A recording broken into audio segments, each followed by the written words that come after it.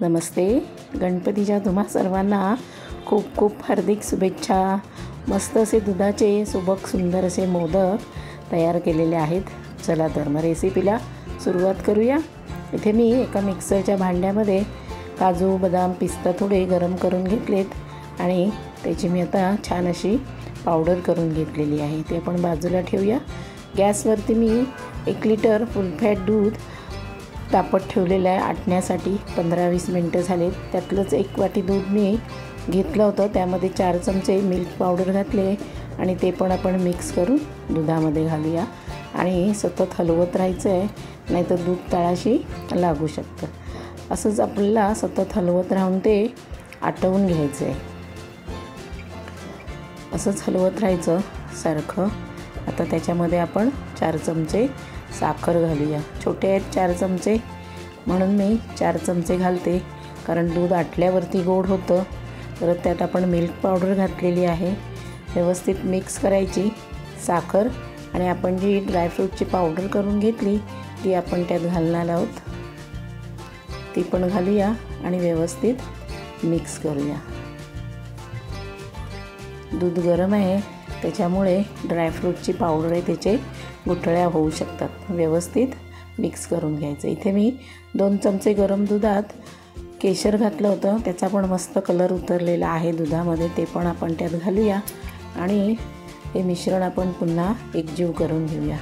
मस्त अशी उकळी आलेली आहे. दूध घट्ट होत चाललेलं आहे. तुम्ही बघू शकता अर्धा तास झाला आहे. दुधाची चांगली रबडी तयार झालेली आहे, पण आपल्याला अजून ते घट्ट होईपर्यंत शिजवून घ्यायचं आहे. ह्या स्टेजला तुम्ही बघताय 40 मिनटं झालेत. छान असं मावा त्याचा तयार होत आलेला आहे, पण आपल्याला अजून 10 मिनटं हे शिजवून घ्यायचं आहे. कडेने लागलेलं सगळं काढून घ्यायचं व्यवस्थित आणि पुन्हा हे सारखं हलवत राहायचं. आता तुम्ही बघू शकताय पॅनला मिश्रण सोडतंय, म्हणजे आपला मिश्रण तयार झालेलं आहे. आता आपण गॅस बंद करूया आणि 2-3 मिनटं हे असंच मिश्रण हलवत राहूया, कारण खूप गरम आहे. पॅन पण गरम आहे, तर ते पॅनला चिकटू शकतं. आणि हे आपण एकदम थंड करून घेऊया. बघू शकताय तुम्ही थंड झाल्यावरती मावा किती छान त्याचा तयार झालेला आहे. आता आपण मोदक करायला घेऊया. इथे मी मोदकाचा साचा घेतला आहे. त्याला सुरुवातीला फक्त आपण थोडंसं तूप लावून घ्यायचं, नंतर मोदक असे छान तयार होतात. आता आपण आधी सगळीकडे दोन्ही साईडला तूप लावून घेऊया थोडं थोडं आणि आधी एक केशरची काडी अशी टाकून घेऊया त्याच्यावरती, म्हणजे मोदक छान दिसतो. आता मिश्रण थोडंसं घ्यायचं आणि मोदकाचं वरचं जे टोक आहे त्याच्यामध्ये आधी व्यवस्थित मिश्रण भरून घ्यायचं आणि नंतर खाली मिश्रण टाकायचं व्यवस्थित. असे आपण तिन्ही मोदक आधी एका साईडला भरून घेऊया. व्यवस्थित दाबून दाबून भरायचं, म्हणजे मोदक छान तयार होतो. त्याला कळ्या छान पडतात. असं आपण तिन्ही साच्यामध्ये सारण आपलं मावा आहे तो भरून घेऊया.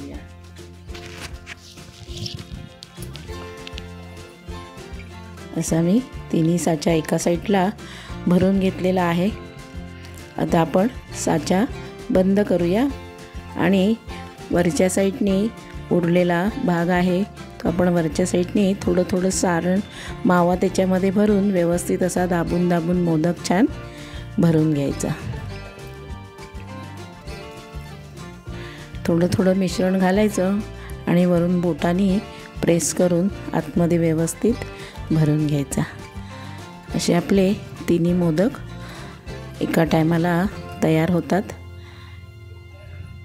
व्यवस्थित भरून घ्यायचे आणि दोन्ही हाताने दोन्ही साईडने साचा चांगला दाबून घ्यायचा असा व्यवस्थित आणि हलक्या हाताने मग ओपन करायचा. वा, मस्त असे मोदक तयार झालेले आहेत. आता ते हलक्या हाताने काढायचे. मावा छान तयार झालेला आहे, ते पटापट निघतात साच्यातून. असे आपण मोदक आता प्लेटमध्ये काढून घेऊया। असे आपले सगळे मोदक मी आता आधी तयार करून घेते। मस्त एकदम मावा त्याचा तयार झालेला आहे। मस्त मोदक होत आहेत। इथे मी सगळे मोदक तयार करून घेतलेत। आपण जे साहित्य घेतलं त्याच्यामध्ये 19 ते 20 मोदक होतात। तुम्ही छोट्या साईजचे केलात तर जास्त होतील, 25 ते 28 मोदक होतात। असे आपले मोदक तयार झालेले आहेत, मस्त दिसत आहेत एकदम। आता त्याला आपण आणखीन सुंदर आणि सुबक दिसण्यासाठी चांदीचा वर्क लावणार आहोत। तुमच्याकडे असला तर तुम्ही लावा, नाही लावलात काहीच हरकत नाही। असं आपण चांदीचा वर्क सगळ्या मोदकांना लावून घेऊया। असे आपले मोदक मस्त तयार झालेले आहेत। येत्या चतुर्थीला तुम्ही पण असेच घरच्या घरी करून बघा आणि कसे होतात ते मला कमेंट करून नक्की सांगा। व्हिडिओ आवडला तर लाईक करा आणि मैत्रिणींसोबत शेअर करा। पुन्हा भेटूया अशा छान आणि सोप्या रेसिपीसोबत। तोपर्यंत बाय बाय। गणपती बाप्पा मोरया।